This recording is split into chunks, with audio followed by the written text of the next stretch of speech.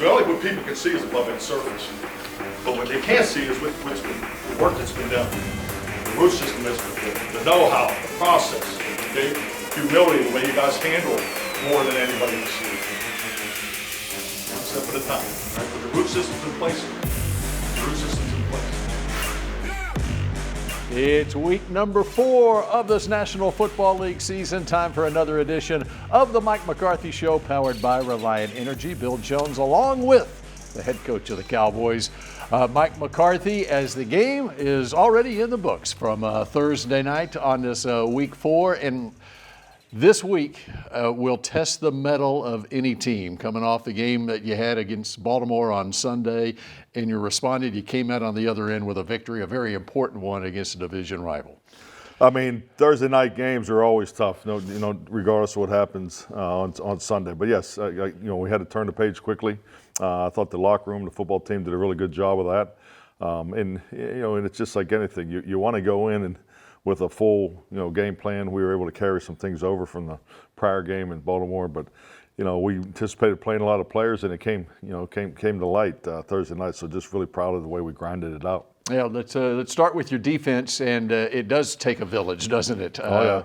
I mean, when you start the game, you don't have Kalen Carson to start. I mean, Diggs leaves late, D-Law leaves late, Micah leaves late. There were so many guys who had to step up and play key definitely roles. A lot of moving pieces throughout that game. I mean, the 35 minutes of time at possession by the Giants was a real challenge. I think it just speaks volumes about our players and coaches. You just kept rolling them in there, and I thought Mike did a really good job of staying aggressive, trying to get the coverage right because, the rotation we had at the cornerback position. So, but our guys just fought, and we got it done. All right, let's talk about the run defense. So a team has 24 attempts for 26 yards. You're doing something in the run defense. Yeah. And I was going back looking again at it this morning, and I thought Mozzie Smith really played a good game inside for you. Yeah, I think it was Mozzie's best game as a Cowboy, frankly. I think just the fact that he's getting the reps in there, and he made some plays, had a nice stunt play, where he beat the center clean. So, yeah, it's I think he's a really good example of some of the things that are going on with our team. Our young players need to step up and play, and not only play and produce, and we're going to need them moving forward. How about another young player who's stepping up and producing for you? And I know Cowboys Nation is raving about number 13, DeMarvion Overshown. I mean, he just flies off the tape at you when you watch him. But the plays that he made in that game last night, the sure tackling, Malik Neighbors on a third down play, down on the goal line, Wan'Dale Robinson saved a touchdown right there. It's remarkable what Overshown is doing so early in his career. Definitely. I mean, just he has an impact play ability. Just getting into the consistency and the flow.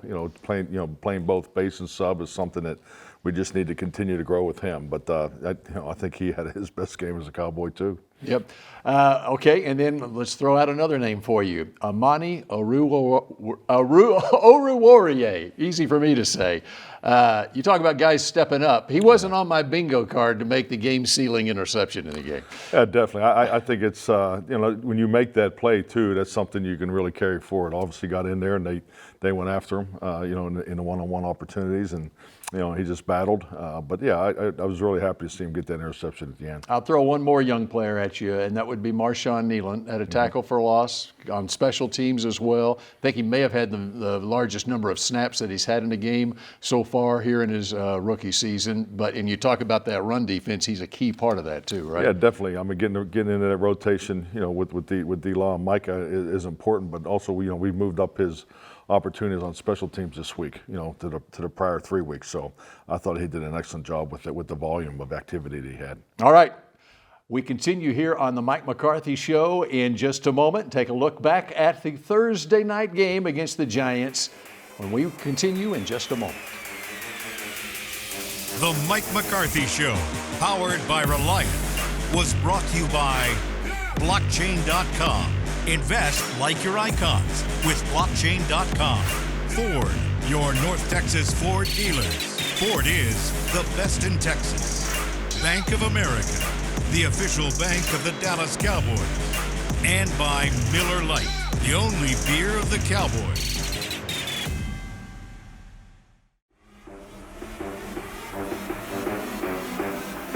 This segment is brought to you by blockchain.com. Invest like your icons with blockchain.com. Welcome back to the Mike McCarthy Show, powered by Reliant Energy. Bill Jones now joined, as usual, by David Moore of the Dallas Morning News, SportsDayDFW.com, who has made sure that he jetted back from the New York just in time to be on this segment. All right, and we've, in the meantime, discovered some injury situations going on, not only with DeMarcus Lawrence, but Micah Parsons, that affects at least the next couple of weeks. So considering all that, just how big a win was this for the Cowboys? Well, we talked about it a little bit. It's hyperbole to label any game before the calendar turns to October as a must-win. From a mathematical standpoint, you can't justify that. But when you looked at how the Cowboys lost those two games to New Orleans and Baltimore going into New York, when you factor in they have a first-place schedule, it was a must, I would argue it was a must-win from a psyche standpoint and for the mental health of the team going forward. That they had to come out of these first four games. Now you're about to go on the road in Pittsburgh and then finish at home with Detroit before the bye, two very difficult opponents. You had to show that the work you put in the offseason was still there, and this team still has the capability of having the success they envisioned once the season started. So I think that would have been much more difficult if they would have lost that game and then look ahead, especially in light of a little bit of clarity on the injury front here. And you talk about the mental health of the team is better coming out of that game. What about the physical health, specifically D-Law and Parsons? Yeah, physical is not. The Cowboys are going to be without two of their top 7 defenders in the front 7. You could argue 2 of their top 3 to 4 defenders overall, probably for the next 2 games. I don't see any way that these guys are available to play before the bye based on what the initial MRI showed. Micah Parsons is dealing with a high ankle sprain. High ankle sprains for a player that rely on their explosiveness like that is a very problematic thing. He's never missed any time, but he'll miss some time here. Likely to see him right after the bye. DeMarcus Lawrence, that's to be determined a little bit. Also going to be after the bye, but he's dealing with a midfoot sprain. He's going to go and see a specialist, and then they will determine, once they actually determine the severity of the injury, they'll establish the rehabilitation portion of it. But all of that being said, it's hard to see either one of them coming back until October. Okay, we'll have more with Dr. David Moore here in just a moment on the Mike McCarthy Show. We're also going to go into the locker room and hear what the players have to say when the Mike McCarthy Show continues in a moment.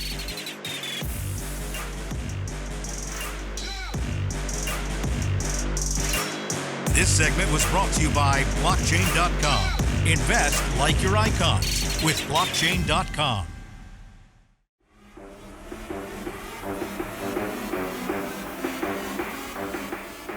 This segment is brought to you by WinStar World Casino and Resort.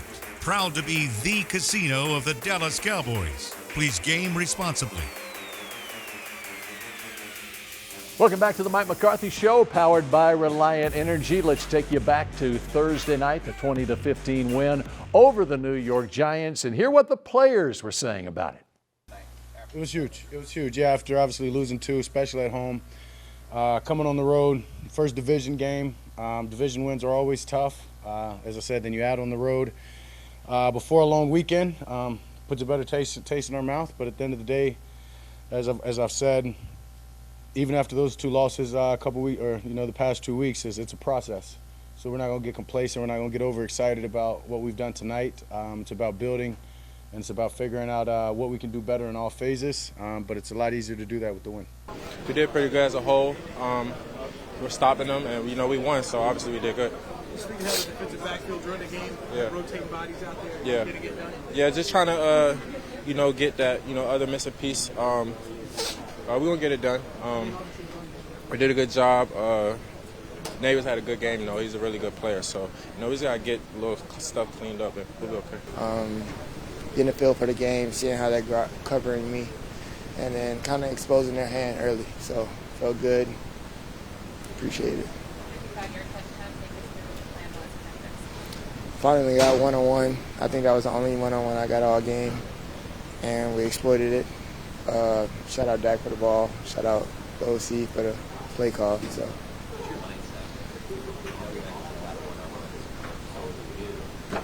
Let's go score.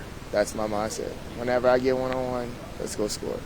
Cowboys get untracked with that 20-15 win over the Giants, and David Moore rejoins me now. Let's talk about this offense a little bit. We're sort of at the quarter pole of the season through 4 games.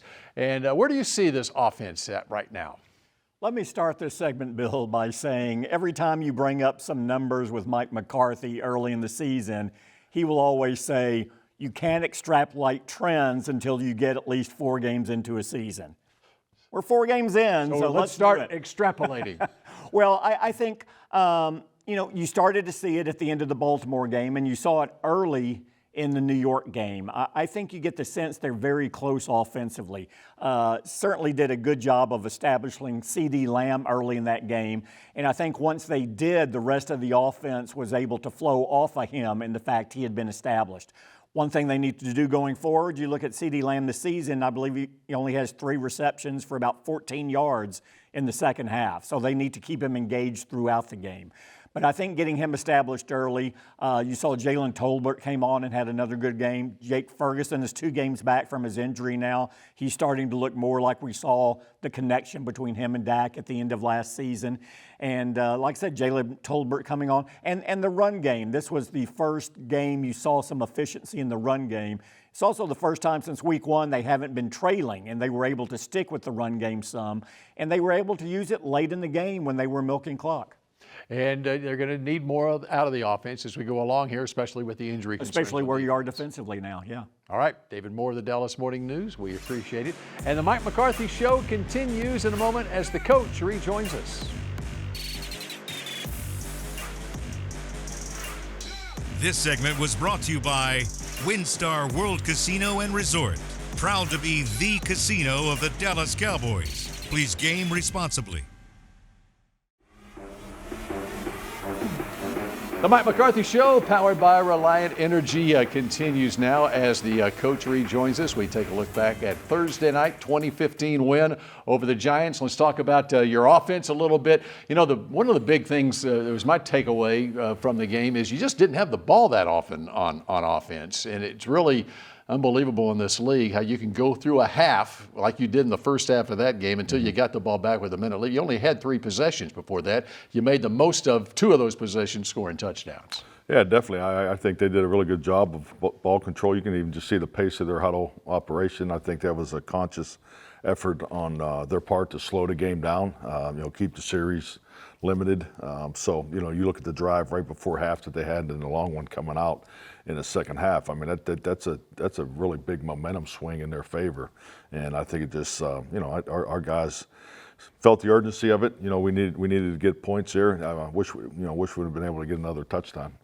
The first touchdown drive, 75 yards in 12 plays. It ends with a touchdown pass to Rico Dowdle out of the backfield. I thought Dak looked really sharp, and I don't know if there's carryover from the end of the game against Baltimore, but one of the things I wanted to ask you about, on a short week like that, and how you stress fundamentals, footwork, that sort of thing with all your quarterbacks, how does that affect it when it's a short week like that, where you have to be focused as much as anything on getting that work done, even though it's a short amount of time? I mean, it definitely affects it. I mean, just the fact that we didn't do quarterback school Monday and Tuesday tells you, something about the schedule. So you really just have to focus on the plays, and I think just clearly going from a normal practice structure to more of a jog-through, walk-through structure, it's important that the players still get all the reps, get all the looks that they're going to see in the upcoming game. So that's been our approach. But, we have a process and a rhythm to the start of the game that he adheres to. So we kept that in place. Him and I sit down and do the first 15 calls of the game. And so it gives him a chance to really go home and lock in on how that game's going to start. Yeah, he seemed to be really sharp in this game, and the touchdown pass to C.D. Lamb. We've always talked about the run after catchability of C.D., and it was on display there. Yeah, definitely. I mean, he's special. I mean, that's why we put him, in every location. So, just his ability to, beat the press, out corner there and get up in we call it the toga hole, the fade hole there, and then once he gets the ball in his hand, he's so dynamic. strides made in the run game, it looked like, on Thursday night as well. You had some room to run, and the running back by committee was working, I thought. Definitely. I thought the run blocking unit got off to a really good start, early just with the first outside zone, and then, we got some trips to the plate. I mean, we got our attempts, up above 20, and I think that's where you want to live. Ideally, you like to run the ball, 30 times a game. So I thought we had a really good run-pass mix in the game. Your offensive line, I wanted to ask you specifically about Tyler Guyton and Cooper Beebe. Now that you've gotten through, quote-unquote, September football, they've got 4 games under their belt. What does that do for them now? And you got the mini bye this weekend and so forth, where they can, now they've gotten a feel for what this NFL football is all about and how they now settle into their roles now. Well, I think the word settle, I mean, the ability really to connect into the detailed process of an NFL week is really the next step that they both have to grow. They've been able to play 4 games now. They understand, the competitive arena, the intensity of it, now the specifics of the matchup that they have, but also the specifics of what they put on film the last 4 weeks. So we're seeing a lot of line movement, which is understandable with, I think just the fact you line up, you're going to start 2 rookies on your offensive line, ding, ding, ding, here comes more line movement. We've seen it every week. Baltimore didn't have a lot of line movement going into our game. We saw more line movement from them. So it's those kind of things we just got to stay after and make sure we're giving those guys those looks, because that's how they're going to be challenged. All right, we'll wrap up the Mike McCarthy Show when we come back in just a moment. Closed captioning is brought to you by the Texas Lottery. Cowboys scratch tickets from the Texas Lottery are here. Play today. Final couple of minutes here of the Mike McCarthy Show, powered by Reliant Energy, and it's time for my Unsung Star of the Week. And it's not an unsung star back in the coaches' offices, because this guy is making a contribution in a very big way on your offense. And I asked you about him in the preseason. He caught my eye. It's a second-year player. It's Hunter Lipke. And he had 29 snaps on offense in this game, 15 snaps on special teams as well. And key plays. When you're giving him a ball on a 4th and inches play and he gets 5 or 6 yards for you, and then with 3 minutes left in the game on a 3rd and 1 play, and he gets the first down for you. I just love his versatility and what he's doing, even as a tight end on your team as well now.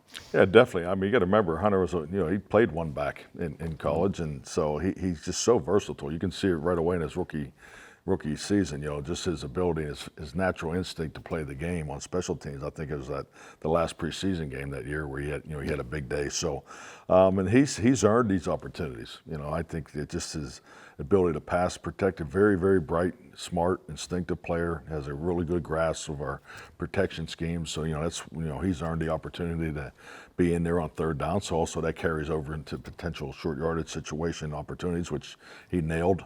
He had the big catch last week on the 7 route with Dak on a quarterback movement. So yeah, he's just a very natural football player. He just has a really good feel for the game and has great versatilities, which also you see carry over to his special teams play. All right, you've got a rare Sunday where you're not playing a game, and you can scout your next opponent. And the next opponent, of course, being the Pittsburgh Steelers. They play noon Sunday against the Indianapolis Colts. Are you the type that like to watch it live and that gets you a whole grasp of the next opponent? Definitely. Anytime you got a chance to watch your next opponent live, I mean, I'll definitely be watching that. I'll probably be recovering from homecoming at PCA Saturday night, but I'll be ready to go by noon. So I'll be watching. You don't happen to be one of the parents that have volunteered for homecoming to oversee the dance or anything? Definitely. Jessica and I have we have our part in the evening. I'll just say that. These kids today do it. Well, it's at a whole different level than what I'm accustomed to. So yes, we'll be busy Saturday night. I hear you. All right. Well, thank you. Congratulations on the win. Enjoy homecoming at PCA on Saturday night, and we'll see you again next week on the next edition of the Mike McCarthy Show. The Mike McCarthy Show, powered by Reliant, is brought to you by blockchain.com.